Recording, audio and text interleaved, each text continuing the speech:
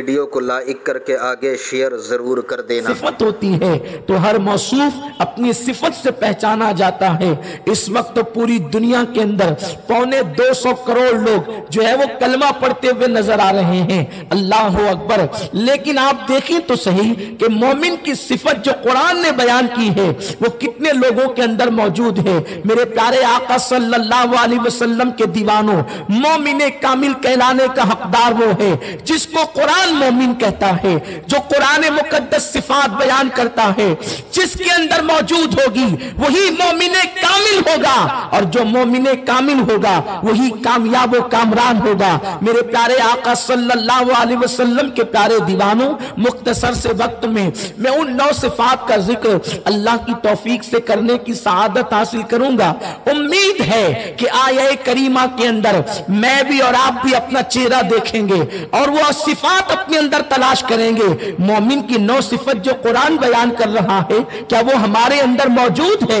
اگر موجود ہے تو الحمدللہ، اور اگر موجود نہیں ہے تو اس اجتماع سے اٹھنے سے پہلے ان 9 صفات کو اپنے اندر پیدا کرنے کی کوشش کریں گے۔ میرے پیارے آقا صلی اللہ علیہ وسلم کے دیوانوں، کوئی بندہ اتنی آسانی سے مومن نہیں بنتا، یہ شہادت گہے الفت میں قدم رکھنا ہے۔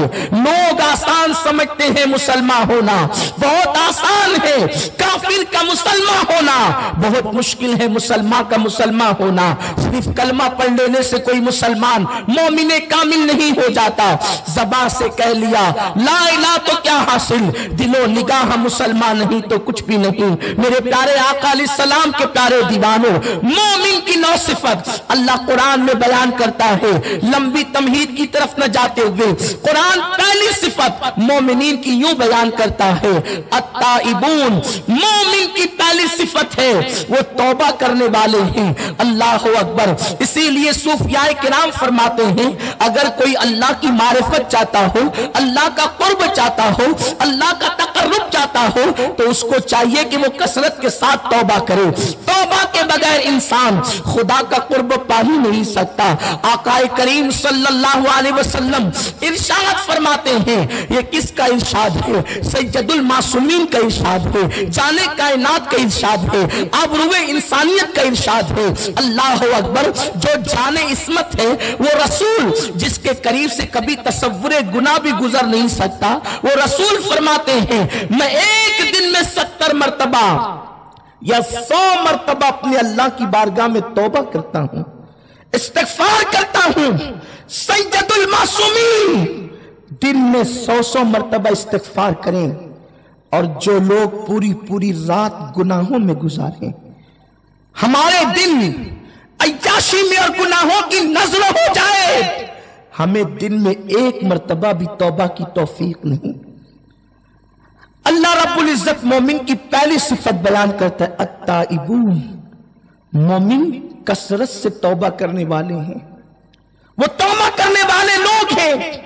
اور توبہ کی برکت یہ ہے کہ جب بندہ گناہ کرتا ہے تو اس کے دل پر ایک سیاہ نقطہ پڑ جاتا ہے، اگر وہ توبہ کر لے تو اللہ اس سیاہ نقطے کو مٹا دیتا ہے، اور اگر وہ توبہ نہ کرے اور پھر گناہ کرے تو وہ نقطہ بڑھ جاتا ہے، یعنی سیاہی بڑھ جاتی ہے، دل کی کالک بڑھ جاتی ہے، اور بڑھتے بڑھتے گناہوں کی نحوست کی وجہ سے ایک وقت وہ آتا ہے کہ اللہ اکبر، انسان کا پورا دل سیاہ ہو جاتا ہے، اس کا پورا دل کالا ہو جاتا ہے۔ میرے پیارے آقا صلی اللہ علیہ وسلم کے پیارے دیوانوں، میرا عنوان توبہ نہیں، مجھے پوری آیہ کریمہ پر گفتگو کرنے کی سعادت حاصل کرنا ہے۔ صرف ایک بات توبہ کے حوالے سے عرض کرنا چاہتا ہوں۔ میرے پیارے آقا صلی اللہ علیہ وسلم کے پیارے دیوانوں، توبہ کرنے والوں کو اللہ اپنا محبوب بنا لیتا ہے، اور توبہ کرنے والا اللہ کے نزدیک ایسا ہے جیسے اس نے گناہ کیا ہی نہیں۔ میرا اللہ کتنا کریم ہے، 70 ماؤں سے زیادہ اللہ اپنے بندے سے پیار کرتا ہے، یعنی مائیں 70 مل کر کے، جو کہ ممکن ہی نہیں ہے کیونکہ ماں صرف ایک ہی ہو سکتی ہے، دوسری ماں ہو نہیں سکتی۔ اللہ اکبر، اللہ وحدہ لا شریک ہے، اس کی की वहदानियत में, उसके खुदा होने में कोई शरीक नहीं। अल्लाह वहदहू ला शरीक है, उसमें किसी की शिरकत नहीं। और अल्लाह की अता से माँ बाप भी ला शरीक है, यानी बाप एक ही हो सकता है, कोई दूसरा बाप नहीं हो सकता। जिसके नुत्फे से इंसान पैदा होता है वो बाप होता है, और जिसकी कोख से इंसान जन्म लेता है वो माँ होती है। अब न दूसरा बाप हो सकता है न दूसरी माँ हो सकती है। मेरे प्यारे आका अलैहिस्सलाम के प्यारे दीवानों, एक बात आई है तो अर्ज करूं, अल्लाह ने माँ बाप की अहमियत को बताते हुए गोया के बयान किया कि दूसरा खुदा नहीं हो सकता और दूसरे माँ बाप नहीं हो सकते। माँ और बाप सिर्फ एक होते हैं और खुदा एक है। वादहू वहदत है, एक है वो, ला शरीक, उसमें कोई शरीक नहीं। जैसे खुदा में कोई शरीक नहीं हो सकता, ये मुमकिनात में से नहीं है।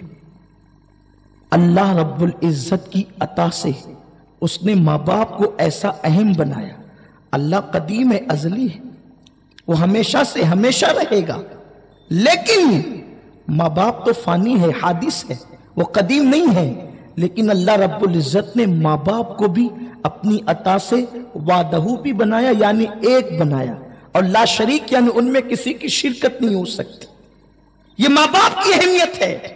मेरे प्यारे आका सल्लल्लाहु अलैहि वसल्लम के दीवानों, आप अंदाजा करें, अल्लाह रब्बुल इज्जत अपने बंदों से 70 माओं से ज्यादा प्यार करता।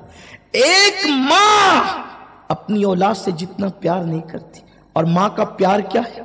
हजरत इमाम आजम अबू हनीफा के दौर में एक दाई को एक बांझ औरत ने पटा लिया और कहा कि जब किसी के यहां बच्चा पैदा हो तो मुझे इत्तला करना। दाई ने पैसों की लालच में उस औरत को इत्तला की जो बांझ थी और अपने घर बुलाया, और जब बच्चे की विलादत हुई तो उसने बच्चा चुराकर बांझ को दे दिया। बांझ औरत बच्चा ले जाने लगी तो जिसका खुद का बच्चा था, दाई ने उसको आगाह किया तेरा बच्चा वो चुरा के ले जाती है। दोनों में लड़ाई हो गई। इमाम आजम की बारगाह में मसला पहुंचा। एक कहती बच्चा मेरा, दूसरी कहती बच्चा मेरा। उस वक्त जब दोनों में लड़ाई शुरू हुई, मेरे इमाम आजम ने कहा, ए औरतों, दोनों के पास सबूत क्या है कि बच्चा तेरा है या तेरा है? बांझ ने कहा बच्चा मेरी गोद में इसलिए मेरा है। दूसरी औरत ने कहा बच्चे को मैंने जन्म दिया है इसलिए बच्चा मेरा है।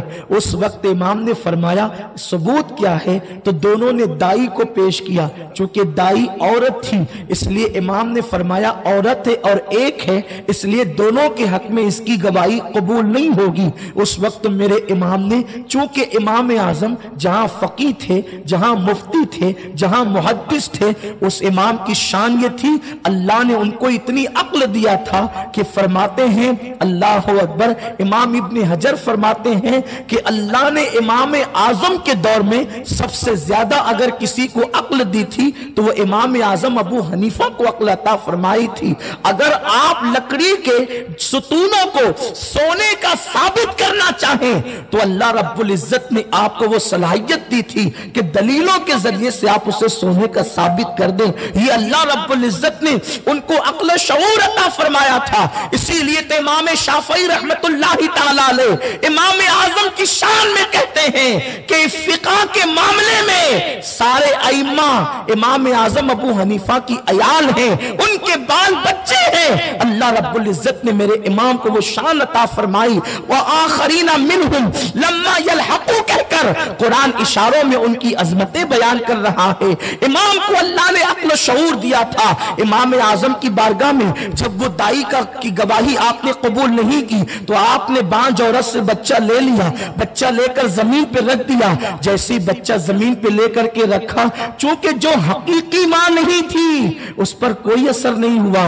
जो हकीकी मां थी उसके चेहरे पे एक रंग आता दूसरा रंग जाता, एक रंग आता दूसरा रंग जाता। इमाम ने खादिम को कहा तलवार लाओ। तलवार का नाम सुनकर जो बांझ औरत जिसके हाथ से बच्चा लिया था उस पर कोई असर न पड़ा, लेकिन जो हकीकी मां थी उसके चेहरे पर तो अजीब हवाइयां उड़ने लगी। इमाम के हाथ में तलवार आई तो उस मां ने कहा इमाम इस तलवार से आप क्या करेंगे? इमाम आजम ने मुस्कुराकर बड़ी संजीदगी से जवाब दिया, चूंकि बच्चों پر بچہ ایک ہے اور دعویٰ کرنے والی 2 عورتیں ہیں، تو کہتی میں ماں، وہ کہتی ہے میں ماں، اس لیے میں ایک کام کروں گا، جب کوئی گواہی نہیں ہے تو میں بچے کے 2 ٹکڑے کر دوں گا، ایک ٹکڑا تجھے دے دوں گا، دوسرا ٹکڑا اسے دے دوں گا۔ تو جو بانج عورت تھی جو بچہ چرا کر لائی تھی، اس کے چہرے پہ کوئی اثر نہ تھا، لیکن یہ بات جب حقیقی ماں نے سنا تو ہاتھ جوڑ کے کہتی امام مجھے معاف کر دیں، میں نے جھوٹ بولا تھا، یہ بچہ میرا نہیں ہے،